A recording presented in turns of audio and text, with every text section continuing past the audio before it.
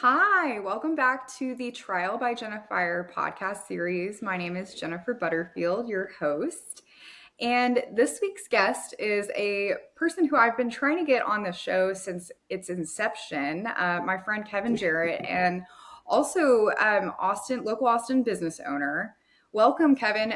Thank you so much for making time to come on the show and tell us a little bit about who you are and what you do. Okay, thank you for having me. My name is Kevin Jarrett. I am not from Austin. I was born and raised in Central Coast of California. Um, I moved to Texas about 9 years ago. I lived in Houston for about 6.5 years. Came to Austin to pursue a career. Um, Ended up partially dropping that and started a small business called Revival Restoration ATX.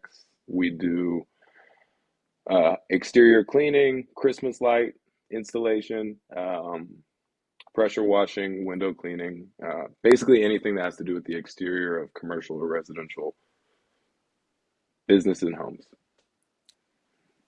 I love it. So before we get into some of the questions, I worked at Barton Springs here in Austin for like 5 or 6 years, and there was a lot of maintenance that went into like taking care of the stone. And I was like certified to use a pressure washer and like had the boots and the gloves and all of that. And it's so important. I think it can really like depreciate the value of a home without Oh, for caring for sure. those things. And so, and I mean, I obviously am a huge fan of being able to see clearly out of my windows, and so I think yeah, it's super cool that you came up with this business idea, and I'm really excited to hear about how you've grown it. And Uh-huh. I before we get into that, I asked this question to all my guests. Uh-huh. As it being a personal finance podcast, I'm always curious, what was the conversation around personal finance like in your home growing up? Yeah, so um, a little bit about my mom and my dad, just to give like a background reference. My mom is comes from a military family. She started working as a bank teller actually when she was 19, and she grew throughout that company and ended up retiring as a vice president of operations from that credit union. Wow. So you'd think, and then my dad came from, lower class Alabama, very poor, very financially illiterate. So you'd think that I would have a lot of that in my household growing up, and no, nothing. Only thing I can remember her talking about was credit, how important credit was. And she'd always drill that into me and my sisters, like credit is very important. You need it to, you know, successfully maneuver through the world as an adult, as a human. But outside of that, investing, finance, savings, no, she didn't explain any of that. I don't know why, but yeah. I I think well, first of all, thank you for sharing that. And the credit is so important. It's so Hmm. interesting how the score dictates all of these things, right? Like buying a Right. home, financing a car, getting a line of credit, starting a business, even.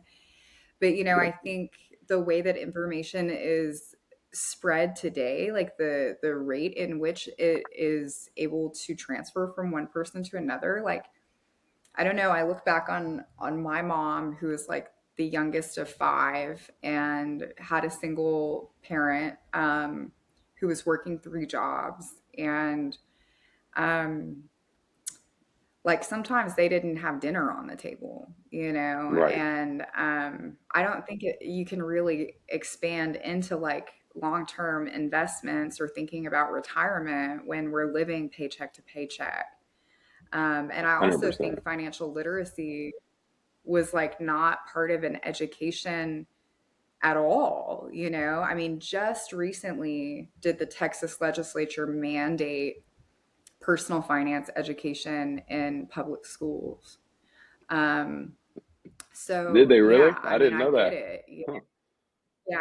Yeah. It's pretty recently. I think just in the past couple of years, there has to be like some kind of curriculum, however brief. I don't know Right. exactly what the statute says or the policy says, but yeah, I was like, good job, you know, like it's bare minimum, but yeah, good Yeah, yeah, job. yeah. So they didn't Um, teach you much growing up, your family? yeah, I mean, my mom was a realtor, still is, but she's Uh-huh. teaching real estate now. Awesome. And she has been in business pretty much my whole life. But she didn't finish high school. She got a GED, and I'm incredibly proud of her. She went back and got an associate's degree as a paralegal in her 50s. That's awesome. And yeah, and you know, I remember she would come home and set her keys on the counter, and I'd be, you know, like, I don't know, watching TV after school or something with my grandmother who helped raise me. And she'd come in and she'd be like, "We sold another house. Yes." You know, and like just the excitement from the commission. And, you know, the summers were always pretty good, most of the time. Right, But the winters were kind of stretched thin. right. A lot of people don't move in the winter because they have kids in school. And yeah, so I mean, with commission, it's like a little bit more difficult to plan ahead, you know, and that's one of the things that I've worked on. Doing what I've been doing is helping people who are self-employed kind of plan for their future and you know, look at the past year as a whole rather than, you know, month to month, because like a W-2 or W-4 income is much different, Hmm. you know. um 100%. Commission is scary. but I'm yeah, I know. And but it's also really rewarding, right? Oh Like, yeah. you know, I think there's yeah.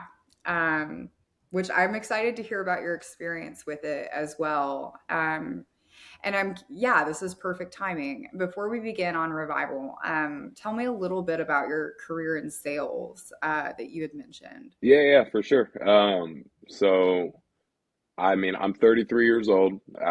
My first job ever was when I was 16, and I was working at a tuxedo and suit store in the mall, and basically working in the back, and then they'd let me come out and try to sell people suits and tuxedos.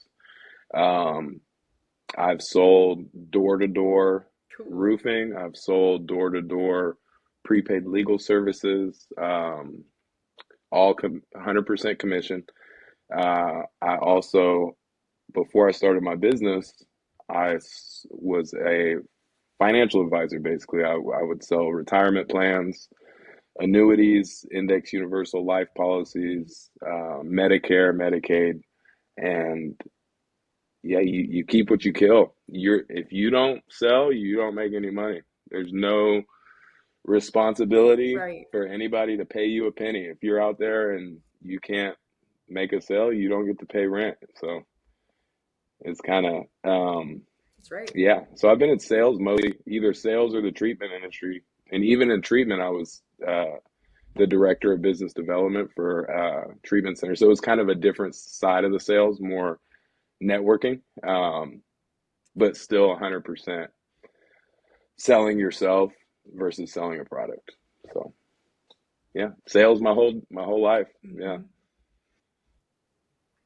Hmm. I yeah, love it. I love it. You know, I before yeah, so I remember the first time I heard ABC like always be yeah, closing, you know, and it's like I think everything is yeah. sales, right? Like everything in life is sales, even the things we don't really like categorize as Right. sales, you know. Like I worked in the legal field for a while. We were selling legal services, you know. I've worked in all different. The only one that has like government jobs, Right. right? Like even still, you know, there's bids and proposals and things like that. But yeah, I'm curious. You know, what strategies have you employed in sales that you found to be useful? So I'm going to answer that the best way I know how. With Hmm. sales, there's a few different, from my experience personally, there's a few different type of salespeople, right?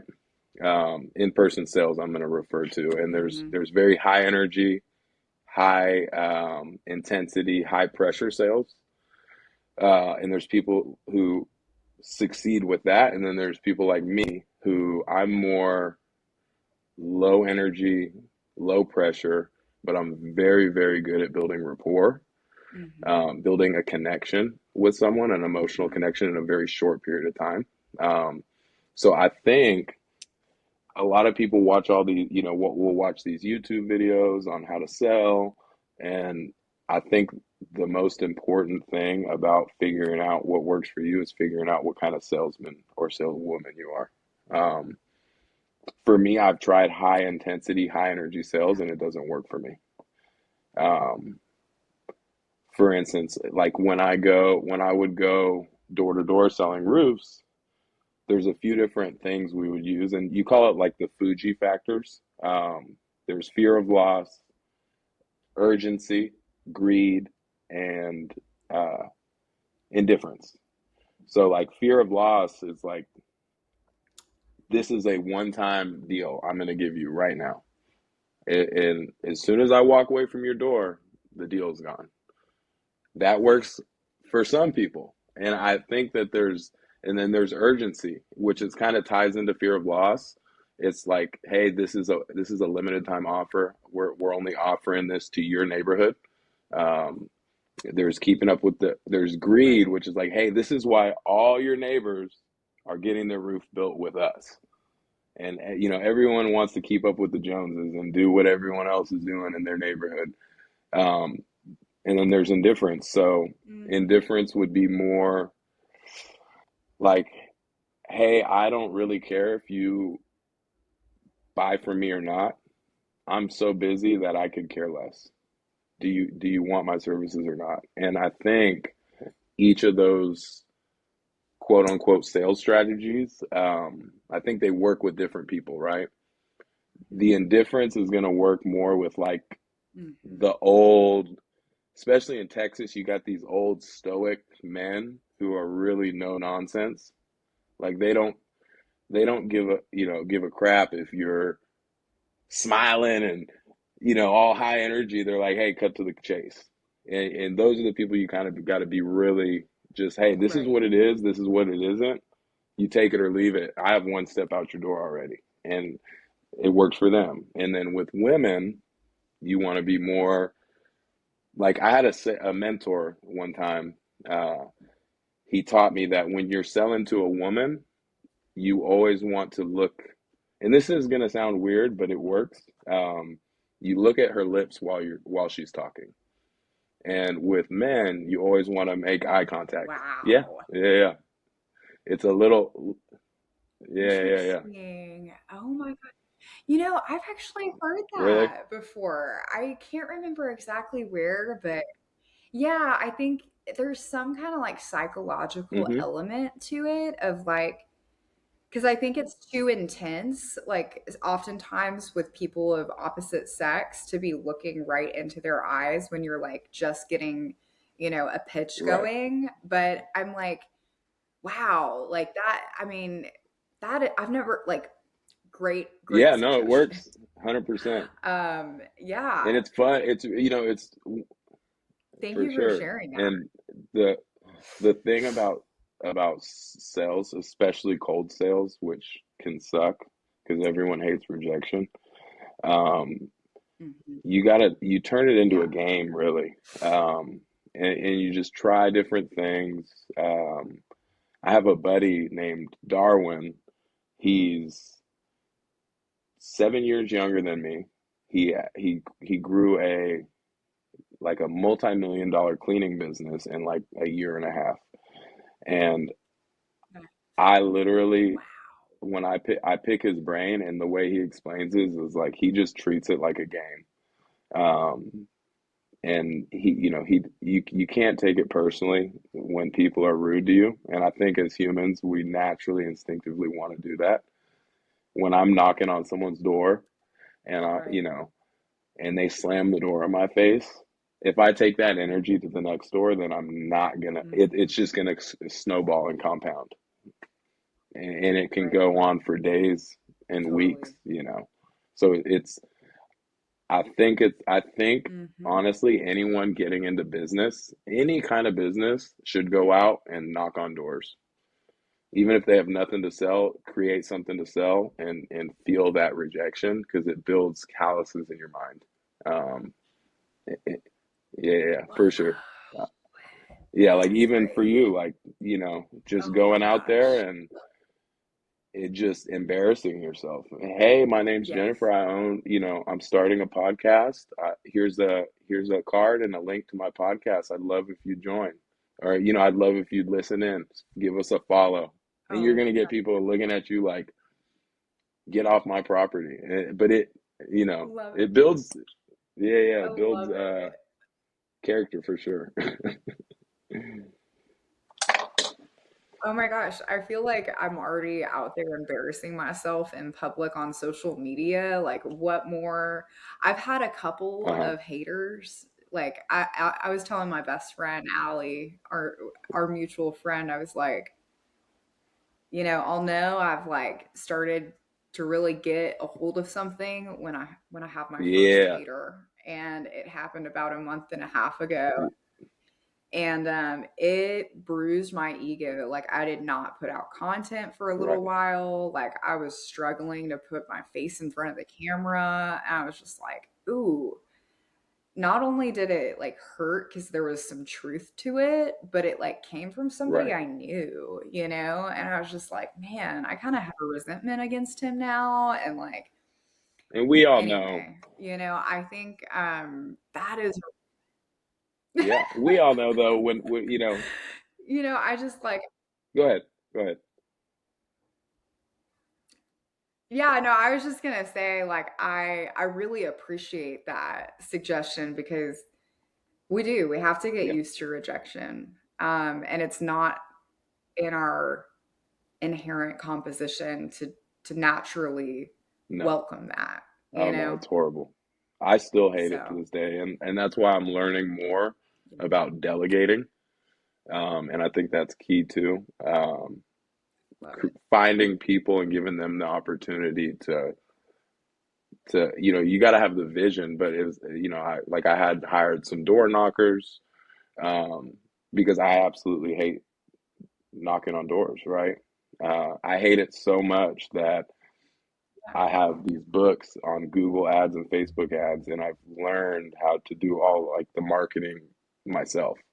Um, and it's almost Mhm. that fear of it, even though I know if all else fails, I can go out, I can train somebody to go knock on doors, I can do it myself.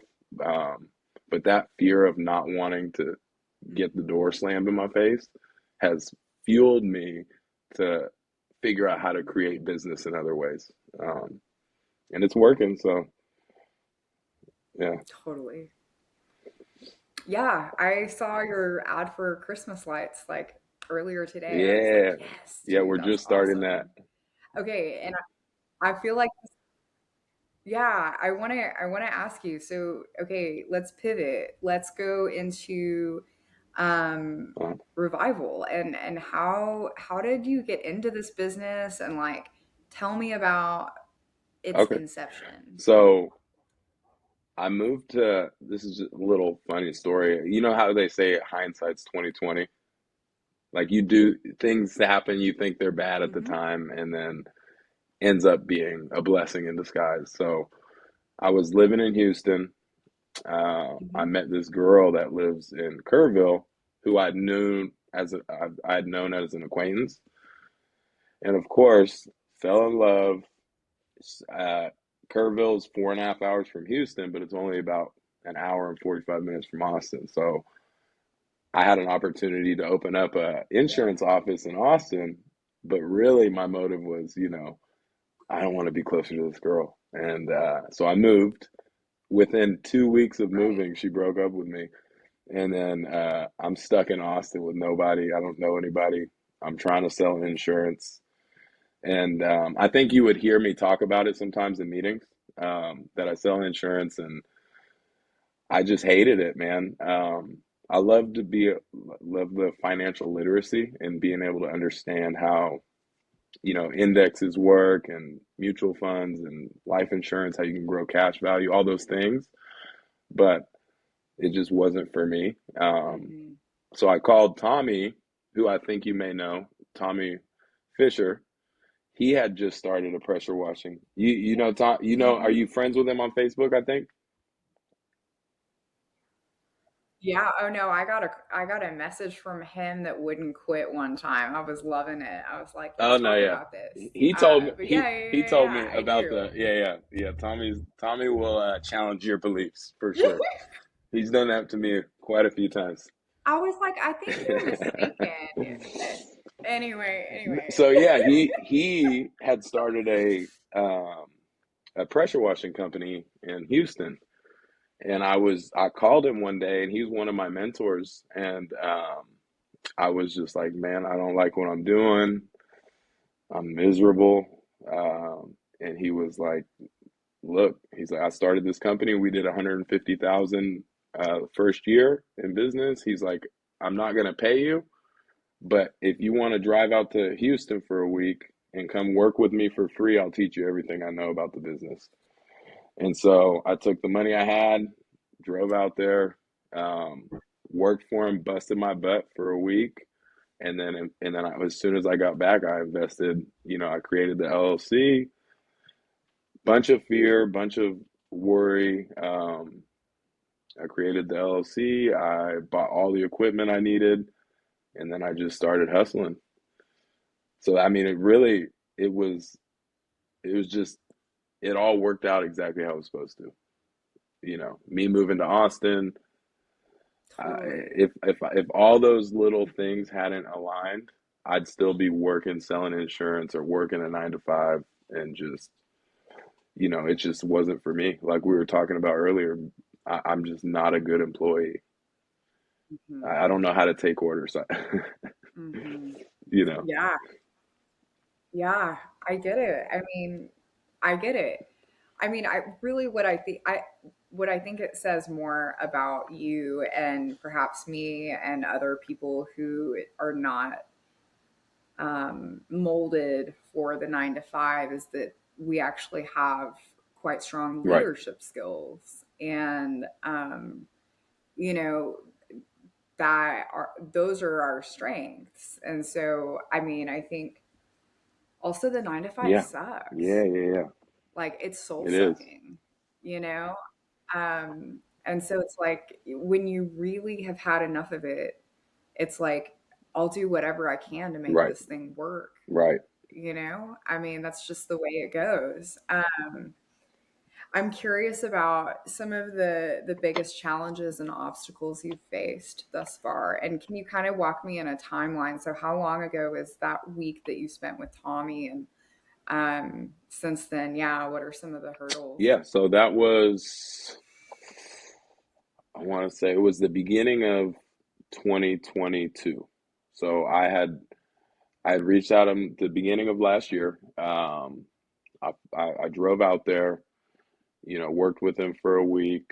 Um, he gave me a list of everything I needed, just a rudimentary, basic, I mean, just like weekend warrior setup to where, it wasn't anything fancy. And I think then the biggest obstacle was, like you were talking about earlier, not knowing what the hell I was doing. Um, I literally, Right. you would think pressure washing and window cleaning is easy, but there's so many different chemicals you're supposed to use. Um, it's you can damage people's property very easily. and just the fear of not knowing Mm. what I'm supposed to do. I've always been good at sales. So like I was selling jobs before I even knew how to even turn on the dang machine. So it was never that was never an Right. obstacle really. So in the beginning it was really just understanding how this this business, because I've always sold goods, right? Or services. I've never sold like where you're Right. doing a job at someone's house.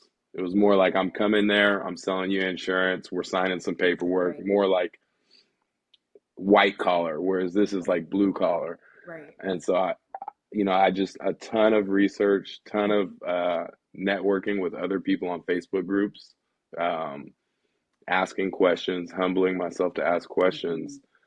Mhm. And fast forward to today, the hardest thing is scaling to a point where I can step away from the business.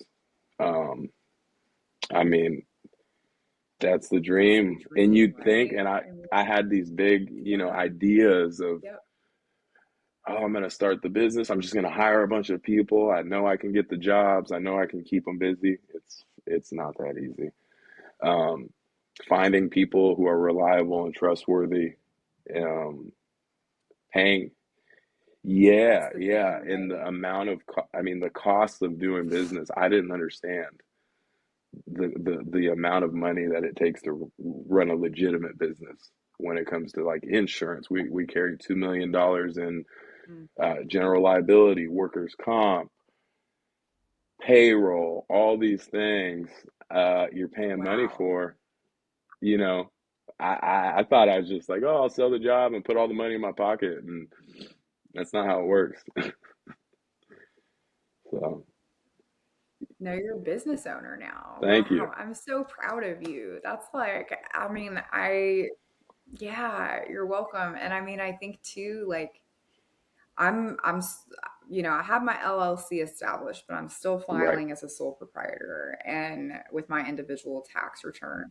Um, Eventually, at some point, I'd like to get where I can convert Yeah. to an S corp when it makes sense to. But I think the biggest thing is like relinquishing Right. some of that control, right? Because it's like it's your name, it's your company, and it's like there's pride in the Yes. work that you're doing. I I'm just like, yeah, okay, so because I want to ask you a little bit about Hmm. your business model, but before we kind of get into that, like where would you say like most of your leads are generated from?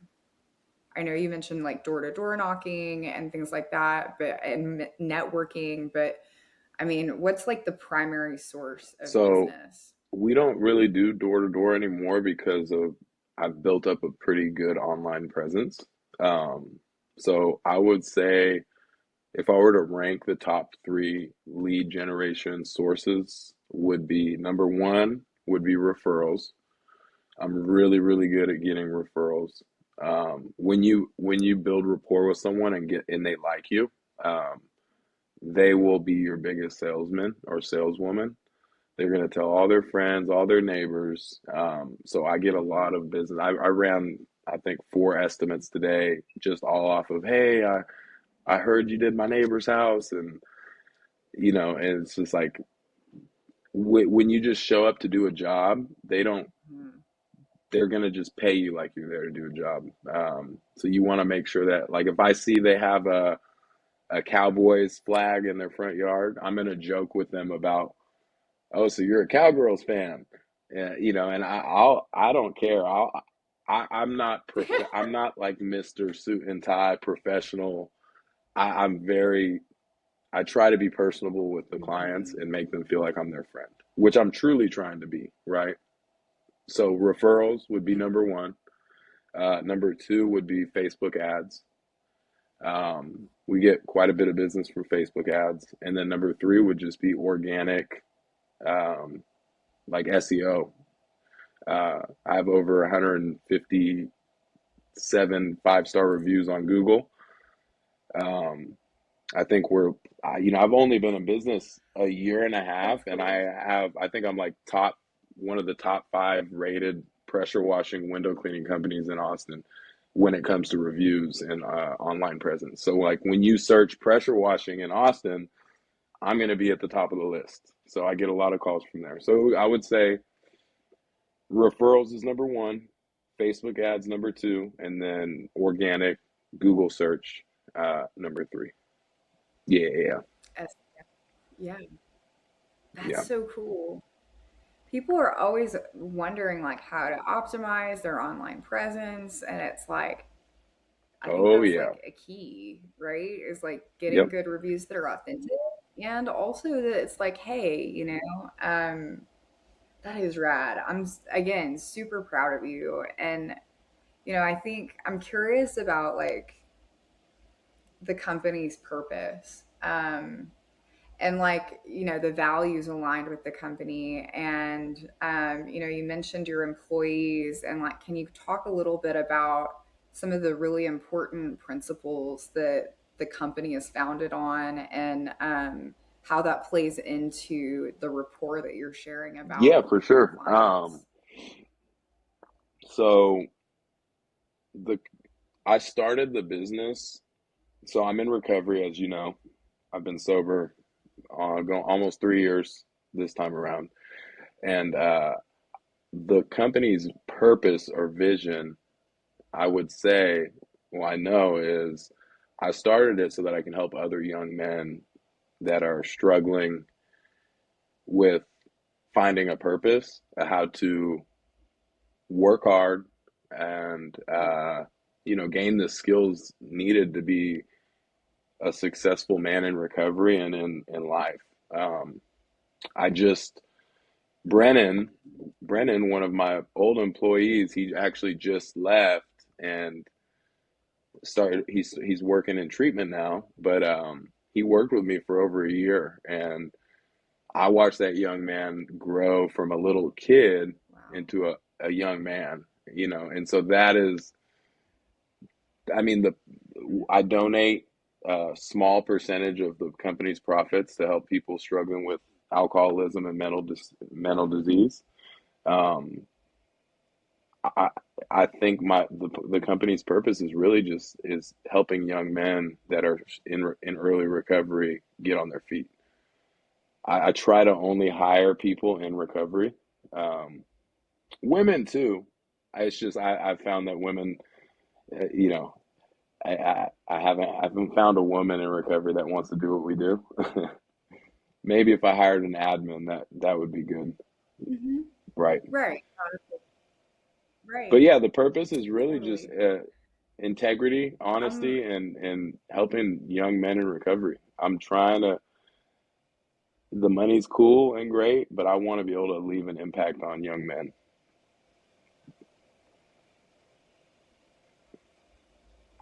I'm so first of all, it speaks so much to my heart, because a lot of what I've done with Trial by Jennifer is helping people of all walks of life become more financially literate, and like money transparency and Right. salary negotiation, things like that is those are all really important parts of the business. And I mean, obviously getting to the other side of that cycle of being paycheck to paycheck is like investing and saving for retirement, and like these things that you and I both have probably a pretty Right. good grasp on. But I think, it's like I think about where people are coming from when they are just getting clean and Right. sober, or, just getting into recovery. And a lot of times, there are these parts of their past that they are having a hard time reconciling with. And backgrounds can be nerve wracking, and like stuff like that. Just like it takes time to repair, and also like the earnestness. I mean, I think it's incredible to me. I'm a really big fan of people getting second and third and Right. fourth chances in life, and I think too it's like looking at it as a system, because I see so much of our society Right. like punishing people as if it's like a crime for a thing that should be treated as a mental health And I like think it's because they crisis. just don't understand. And so, that ends up becoming, Yeah. yeah, I agree. I agree. And I mean, it creates a barrier to entry to like um, Right. having a better life, right? Opening doors. And so I just commend you for paving a way to do that, because there's nothing Yeah. like hard work and clean living, And um, I just think what you're doing is so important, and I know that you approach it with like an honest and ethical and like safe way, like you are committed to excellence with your business, and you get to show these young men how to do that. So yeah, I feel grateful that you're a part of the community in that way, and these young men and people have an Right. opportunity to rebuild their lives. A That hundred makes a percent huge difference. for sure. um yeah, yeah, you've shared a little bit about this, but I'm curious, like, what are some of the biggest lessons that you're learning about running a business? I would say how to be a leader. Excuse me. The I thank you. I thought I was a leader because I've been sober, for quite a while, like 8 years of the last 9 years.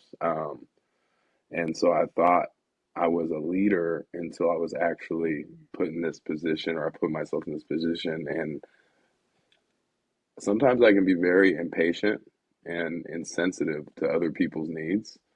And so I think that's one of my biggest uh, struggles as being a business owner and just being a human, right? Because I think it translates into my life too. Is it's like I had a somewhat difficult, traumatic upbringing as a child. A lot of stuff that was, a kid shouldn't have to experience, and I made it through, right?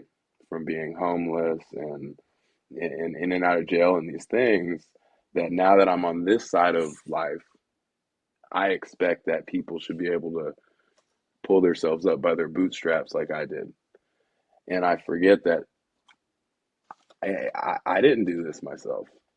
One, my higher power did. Two, I can't forget all the times, mom bailed me out of jail. And so I think I have to be more sensitive to other people's needs, right? Employees, because I can be a complete asshole sometimes, especially if we're on a job and they're not doing it exactly how I want them to do it. Even if it's going to get done, it's that control. Like you were saying earlier, it's my baby. And so, like, I almost take it as disrespect when someone doesn't treat it how I think they should.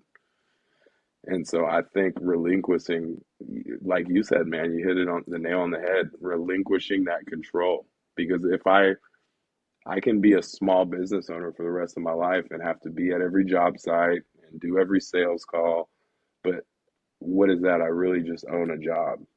I own a 9 to 5. If I'm not willing to humble myself and Mhm. actually let people, delegate better, I think that's my biggest struggle is I'll just, yeah, I own a business, but do I have the freedom or not? Because that's really the whole point of having this business is to have freedom of time. Does that make sense? Yeah, exactly. Oh no, totally. It totally does. I Right. think they say patience is a virtue. But yeah, I mean, I think like any time, and I experience this in group projects like all the time. I Hmm. have this tendency to dominate in groups, and Yep. it comes from a place of fear, right? Of like, um, and I think some of it's like of what other people think. I want it to be the standard that like I want it to be at, and then I think it's also this element of like, yeah, again, it boils down to like the relinquishment of control. And so it's so cool to have this like snapshot of Right. you in this point in the business, because it feels um like you are like in the cusp or on the cusp of um like just stepping out, like we said, like having the financial freedom and the space to just, and like the willingness to let Right. someone else kind of take the reins, and I feel like that's a huge part in Right. growing a business, and some people never get there, And I'm scared that you know um, it's a so scare. I mean it takes I'm a, worried. I worry yeah. sometimes. Like, is that going to be me? Because I, I, Hmm. I can be. I'm just very. I can be very controlling about this, right? It, and it's. I need to delegate better. I understand it intellectually. It makes sense. But then when you actually Hmm. put pen to paper, it's like, Hmm. I'm worried about, oh, are they doing a good job? Are they doing this? Are they doing that? Did they do this? Am I going to get a bad review? Because I know when I'm there, we're getting 5-star reviews, we're getting referrals, um, Hmm. and it's just, you know, I gotta get better at that. But I think I am on the cusp. I think if I continue, I'm in a place right now where I wouldn't say I've made it or made anything. I'm like growing, right? We're right along. We're both just growing and figuring it out kind of as we go. And hopefully, in like a year or two, I'll be able to come back on here and have a fully functional business running on its own. I'll be FaceTiming you from the Bahamas or something, you know? Right, Yeah. right. From Bahamas. Oh my gosh, that's so funny that we both just said the Bahamas. That is too funny. It's like I I I'm really excited. It's been such an honor to like watch you grow through all of this and like lift other people up, and yeah, I think it Hmm. really boils down to developing trust, right, with your team, and I think that takes time and it takes action, and it seems like Right. the launch pad is set up, and so that's really exciting to like capture this moment, this glimpse in time for you, because I think that it's so cool. Like we did this entrepreneur summit with my club at school, and we had a gentleman who started Cuvée Coffee come, and he shared about the early stages in his business, and like pretty much everything I'm hearing you say Hmm. he described, and it kind of takes off, right? Like the business starts working for itself is essentially what he said. And it can be, yeah, it's interesting to navigate. I'm excited to see where it continues to go for you, and I know it's only like onwards and upwards. And I think like just coming full circle, there are probably quite a few listeners who are still in a 9 to 5, like wanting to break out, wanting to find ways to achieve financial freedom. I think that, you and I are so close in age. I remember the 2008 mortgage crisis Hmm. happened a year before I graduated high school. And I've talked about this a few times on the podcast, but like, I remember seeing headlines like college graduates can't find jobs basically, and like I remember the economy just like tanking, and I feel like the millennial generation has seen some pretty hard times in late stage capitalism, which I'm not opposed to capitalism by any means. In fact, I'm very grateful for it. And also, um, Right. buying a home today is not what it used to be. Like our purchasing power is not what it used to be. And so I'm curious, like, for those who are looking to launch their own business, what Get a is like one mentor. piece of advice that you would have for them? Figure out what you want to do, and it doesn't have to be pretty or be all tied up nice in a bow, Mhm. but do something and think of something and find somebody who's doing that something Mhm. and figure out what you need to do for them to teach you. Um, I think that's the biggest Mhm. thing.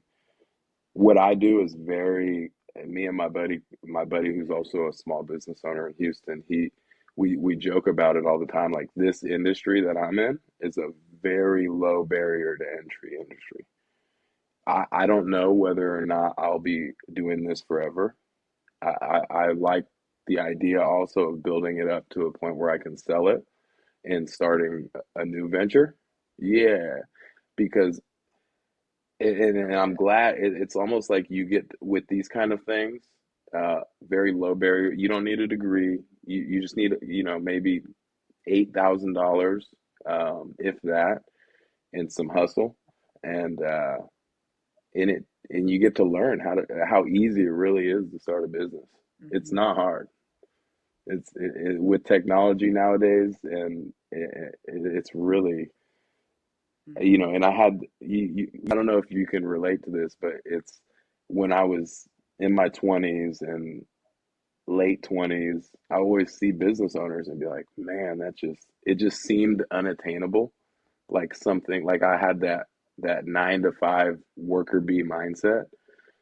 And now that Mhm. I've actually crossed that threshold of just taking the leap of faith, Right. it's really not hard.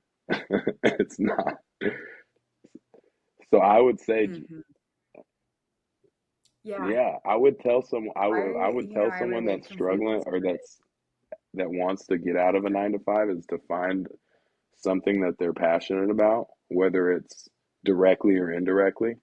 I'm not passionate about pressure washing someone's house, Yeah. but I am passionate about helping men, Yeah. young men.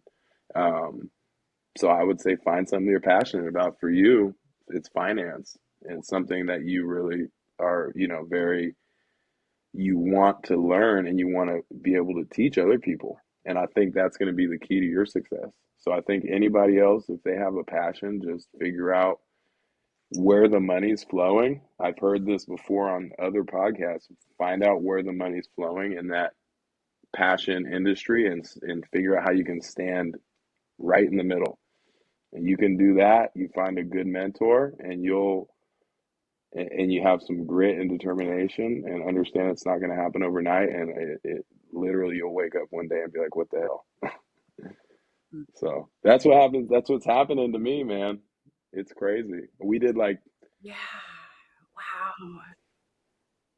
We did like, I love I've done many twenty Go thousand ahead. dollar weeks, um, and it's like, yeah, I remember it would take me Oh, when I was working in treatment, it would take me 3.5 months to make that much money, and for to be able to bring in that much money for the business in a week, yeah.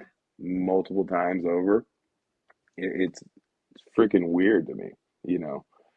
If I couldn't have told you that this would have happened when I started. I just I wanted to make a couple extra $100 a week Right. just to supplement my income, you know. And it's like now it's like turned Yeah. into this thing where it's like I don't know. I hope it continues to, you know, grow. Yeah. Yeah.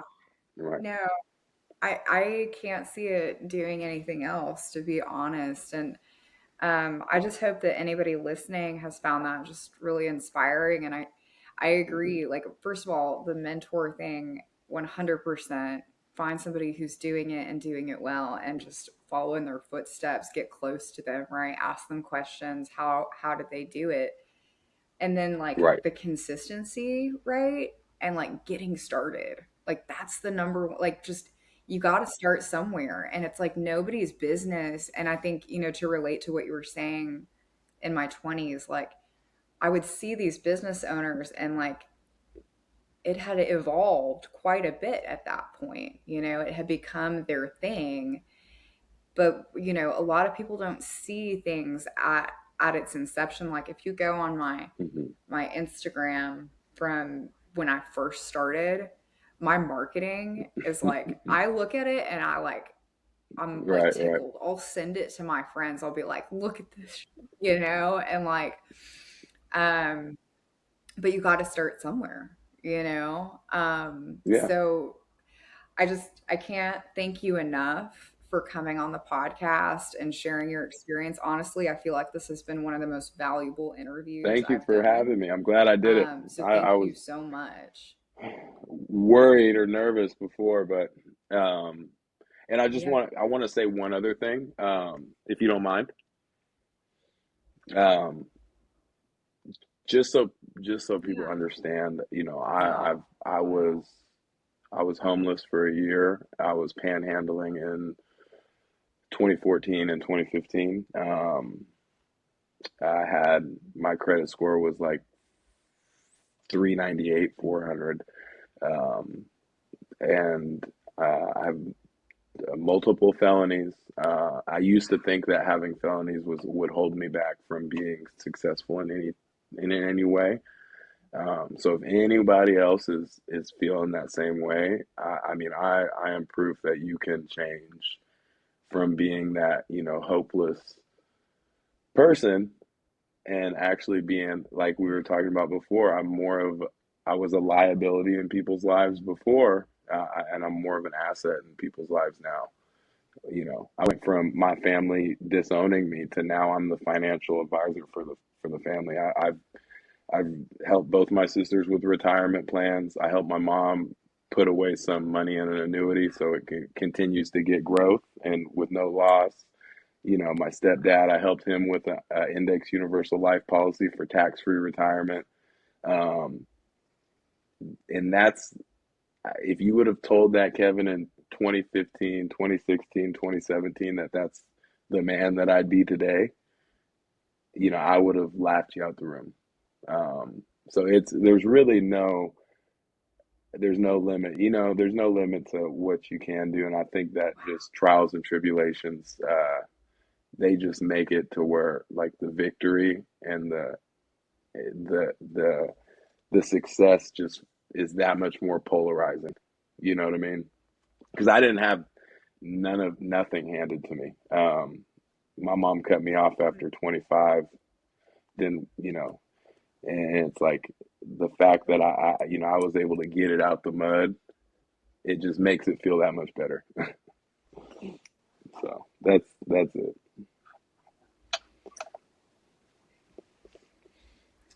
It's a miracle.